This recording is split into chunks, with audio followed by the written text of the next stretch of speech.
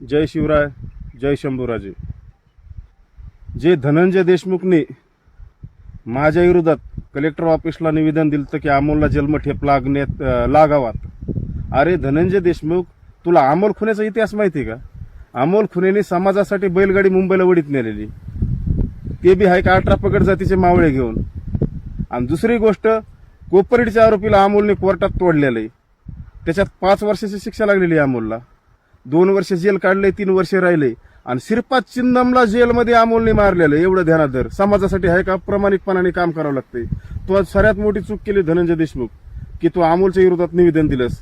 तर तुला पराभव कुठे भेटला? ग्रामपंचायतला. आणि तुला डवाळे लागले आता जिल्हा परिषदचे, पण तुला कधीच गुलाल लागणार नाही. आणि बजरंग बाप्पा सोनवणे, तुम्ही एक जिम्मेदार व्यक्ती, तर लोकसभेचे सदस्य आहेत, तुम्ही सुद्धा हे चूक करायला नव्हती पाहिजे. लय मोठं पाप केलं तुम्ही हे.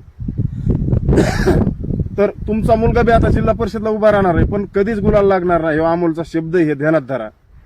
आणि तिसरी गोष्ट, कल्याण काळे, तुम्ही सुद्धा लय मोठी चूक केली अमोलच्या विरोधात कलेक्टर ऑफिसला निवेदन देऊन.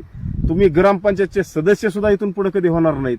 आणि माझी एवढीच कळकळीची विनंती साऱ्याला, मनोज जरांगेकडे जेवढे सोंगाडी जातील जिल्हा परिषदसाठी आणि पंचायत समितीसाठी निवडून येण्यासाठी, त्यांना कधीच गुलाल लागणार नाही. एवढंच बोलतो आणि थांबतो.